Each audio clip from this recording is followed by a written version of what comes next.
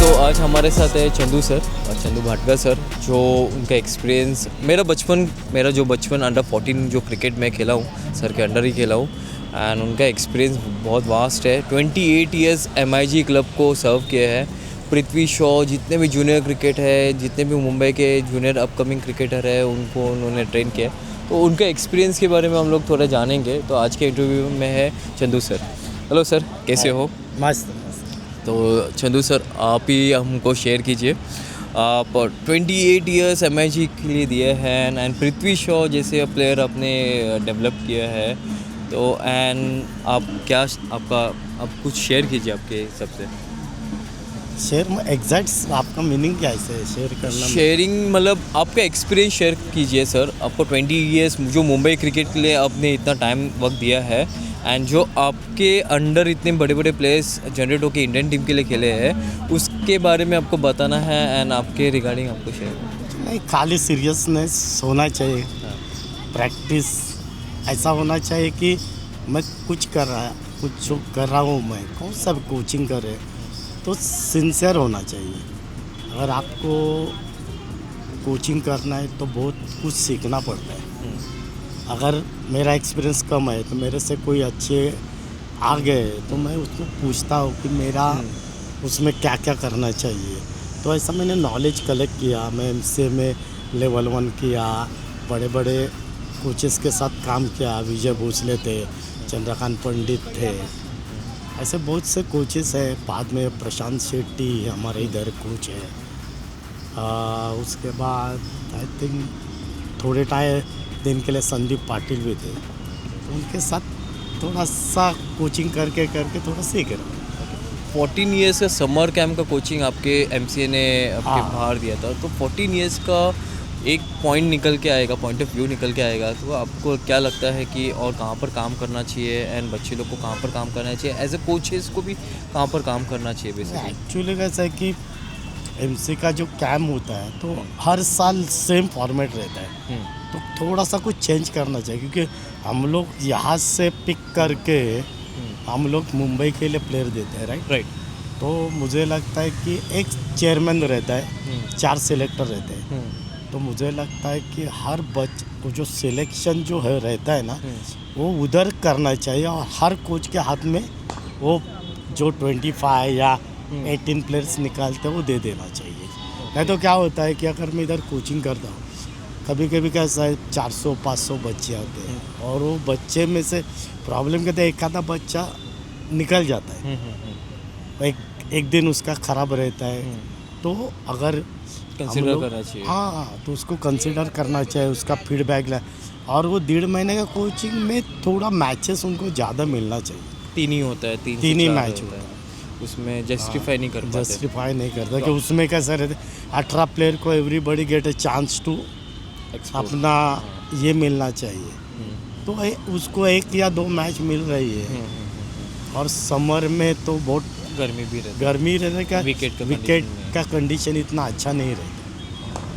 तो मुझे ऐसा लग रहा है कि उसमें थोड़ा सा वो फॉर्मेट थोड़ा चेंज करना चाहिए।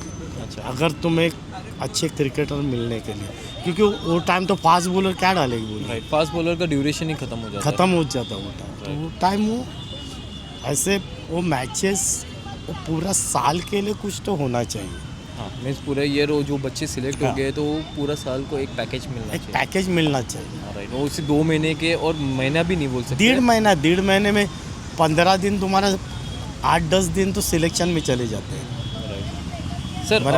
और एक और सवाल था कि आप जो 20 ईयर्स पहले के स्टूडेंट्स एंड 21 सेंचुरी का भी के स्टूडेंट्स में क्या गैप दिखते हैं, कितना बड़ा क्या है? बेसिक्स खत्म हो गया। बेसिक्स खत्म, क्योंकि 2020 आने के बाद तुम एवरी टाइम तुम क्या देख रहे हैं कि मारो, तो बेसिक्स बॉटम हैंड तो तुम्हारा ख़त्म हो गया ना। अभी बॉटम हैंड से ज़्यादा खेल रहे हैं। कि बेसिक्स क्रिकेट का वही रखा, बैट का स्पेलिंग बैट ही रहने वाला है, बराबर है। शॉट्स इम्प्रोवाइज हो गए, राइट, लेकिन थोड़ा क्रिकेट फास्ट हो गया। ओके। तो आप यंगस्टर को क्या सजेशन देना चाहोगे और कि बेसिक्स पे ध्यान दो यार। बड़े लेवल के क्रिकेट लोग क्या दिखते, क्या कैसे प्रिपरेशन होता है जब भी पृथ्वी शॉ आपके साथ आता है इंडिया खेल के और कुछ गलती इंडिया के टीम में कर रहा है एंड आपके वो पास तो क्या एक बार उधर एमआई से चले गए तो फिर नहीं आते हमारे फिर इधर। से बात नहीं आता वो अलग अलग उनके कोचेस रणजी ट्रॉफी में वो निकल जाते हैं। है okay till that time Prithvi Shaw Indian team तक आने तक आपके पास था तो पृथ्वी शॉ का प्रिपरेशन कैसे वो रखता था एंड आप कैसे वो इज़ अ नेचुरल प्लेयर, खाली उसके पास डिसिप्लिन नहीं था इसके लिए थोड़ा पीछे स्ट्रगल रहे। कर रहा है अदरवाइज वो बहुत बड़ा प्लेयर है यार।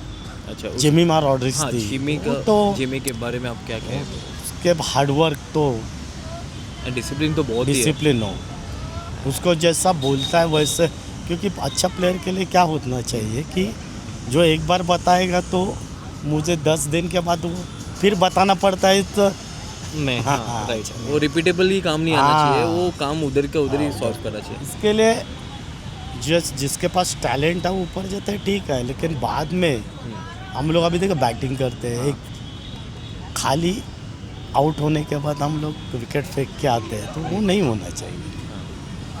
एंड सर एक और सवाल है जैसे हम जैसे अपकमिंग जो कोचेस आ रहे हैं आप मेंटरशिप हमको दे रहे हो तो हर एक कोचेस को जो यंगस्टर्स है उसको क्या आप सजेशन दोगे आपका पॉइंट ऑफ व्यू क्या रखना चाहिए आपके इतने एक्सपीरियंस कुछ नहीं, क्रिकेट में सीखते जब तो रहेगे ना तुम, ऐसा नहीं कि मुझे सब कुछ आता है, राइट जितना सीखते रहेगे तो स्टूडेंट ही रहना चाहिए कोचिंग में।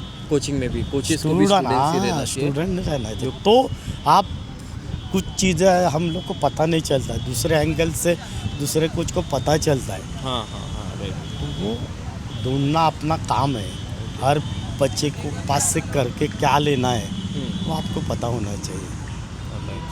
सर थैंक यू आपका valuable time Thank you, thank you, and thank thanks a lot Thanks. और बहुत अच्छा लगा सर हमारे साथ जुड़े हैं क्योंकि हम लोग हमेशा मैं कोशिश कर रहा था आपसे कनेक्ट होने के लिए तो ये मौका आ गया आपसे इंटरव्यू करने के लिए थैंक्स अ लॉट सर ऐसे ही हम लोग अब हमारा पॉडकास्ट भी शूट करने वाले हैं तो पॉडकास्ट में क्या रहेगा सर आपका पूरा जर्नी तो आपका जर्नी के बारे में आपको शेयर करना है तो अब डे 1 अब जब ये आप कोचिंग चालू किए थे एंड अभी तक आप कोचिंग कर रहे हो आपको 30-35 ईयर्स हो गए तो वो मैं journey- देखो, पहली चीज़ ऐसा है कि मैंने क्रिकेट भी इतना साल खेला है, Kanga league, yes division cricket division A division, time shield हमारे साथ तो यूनिवर्सिटी उस टाइम का हाँ तो टाइम सुनील गावस्कर के टाइम तो मैं प्रोबेबल में भी आया था, बाद में टाटाज में दिलीप, संदीप, किरण मोरे, लास्ट में रवि शास्त्री, आई थिंक वो जस्ट मैं पास आउट हो रहे थे पास हो गया तो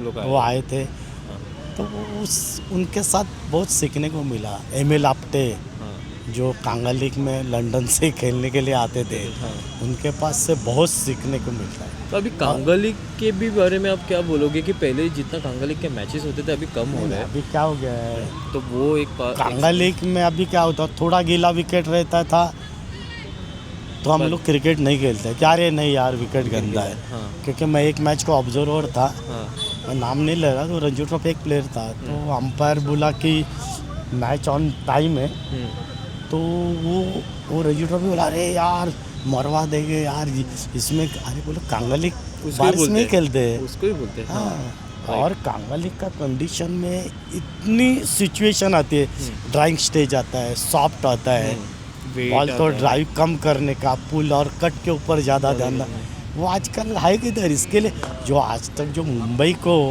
इतने प्लेयर मिले because of the Kanga league, तो वो कांगा लीग का वैल्यू कम होते यार आपको लग रहा है हाँ डेफिनेटली तो उसके लिए सॉफ्ट हैंड किसके पास है ही नहीं ना अभी, नहीं। डाविंग स्विंग इतना लंबा जाता है। Right. मैं एक बात बोलता सुनील गावस्कर का, हाँ is coming from I think Australia से, वो मैच खेल के आया, राइट वो डायरेक्ट विजेंदु जिम खाने में जाके सोया और कांगा लीग खेला डेडिकेशन सुनील गावस्कर ऐसा प्लेयर ही नहीं यार, जिसने नया बॉल कैसा खेलना है वो उसके पास से सीखना। क्रिकेट बॉल छोड़ना इम्पोर्टेंट है खेलने से ज़्यादा। मैक्सिमम परसेंटेज ऑफ बॉल कितना बैट्समैन एक्चुअली वो भी रेशियो पता नहीं है इसके लिए अभी क्या हो गया, अभी तो देखो अभी फास्ट क्रिकेट होने के बाद जल्दी डॉट का रेशियो कम हो गया पेशेंस अब यही गए ना सब। सर वो भी अभी कैसे हो गया नीड हो गया ना हाँ, अभी कैसा पैसा आ गया तो हाँ। तुमको वो चेंज तो होना ही है ट्रेंड हर के साल। हिसाब से तो चेंज होने वाला है, लेकिन बेसिक्स तो अभी समझो 10 बॉल में हम ओपनिंग गए 2020 मैच में और 10 को 5 गया, तो तू थोड़ी घुमाने वाले का थोड़ा, तो इसके तुम्हारा डिफेंस तो स्ट्रांग होना ही चाहिए ना। Right sir. और एक लास्ट सवाल है लेड अर्जुन मलवी ट्रॉफी के रिगार्डिंग हम लोग पूछ रहे हैं कि ये टूर्नामेंट आपके पॉइंट ऑफ व्यू में कैसा लगता है एंड क्या तो अच्छा अभी- लगता है, क्या चेंज करना चाहिए? अभी सच बोलूँ कि मैं 4-5 साल देख रहा हूँ ये Yes, टूर्नामेंट। जो 2020 का जो ये था फॉर्मेट वो ज़्यादा अच्छा था, हाँ, ज़्यादा अच्छा वो था, कमबैक करने के लिए हर टीम को चांस था। मौका अभी था। क्या जो नॉकआउट बोला तो ख़त्म हो जाता है। तो वो एक वनडे मैच मिलता है बच्चे लोग को, एक ही मैच में, एक ही मैच मिलता है। एंड जो विन हो रहे हैं तो उसको मल्टीपल मैच। अभी देखो अभी ये मैच को मुझे लगा कुछ क्लैश हो गए। हाँ। मुंबई टीम भी हर प्लेयर नहीं है, नहीं है, तो जिनके पास नहीं है वो हार गया, तो Out ये ही कांट है। कम बैक ना, हाँ, कम right. बैक नहीं कर सकते। यस, वो T20 फॉर्मेट होना चाहिए, तो हमको भी वही तो लगता है। एवरी एटलीस्ट 3 मैच तो हर टीम टीम को को मिलते मिलता है, हैं, right. तो उसमें तुमको ज़्यादा देखना। अभी समझो एक सिलेक्शन, हम लोग बोलते हैं सिलेक्शन ट्रायल, अभी अच्छी प्लेयर समझो फर्स्ट बॉल में अगर आउट हो गई खत्म हो गया next- उसका। हाँ, एंड सर ये टूर्नामेंट कितना वैल्यू देता है एक वुमेन क्रिकेट के लिए? ये टूर्नामेंट थाने में हो रहा है, तो पहली बार तो थाने में ये सब चीज़ होते नहीं थे टूर्नामेंट्स वुमेन्स के लिए। नहीं तो ये कुछ था अच्छा ही नहीं। टूर्नामेंट बहुत, मैं 5 साल देखता हूँ, हर मैच को मैं आता हूँ ओके, इधर। वाओ। तो एटलीस्ट तो उसको एक बार इधर जा आके मैं विजिट देखता हूँ करते ये हो? match। हाँ, right. और अच्छा ऑर्गेनाइजेशन सुपर्ब है यार, बहुत अच्छा है। तो वही थैंक यू सर आपके वैल्यूबल वर्ड्स के लिए एंड आपके टाइम के लिए। तो सर नेक्स्ट टाइम हमारे साथ पॉडकास्ट में जुड़िए। Thanks a lot sir, thank you. Thank you.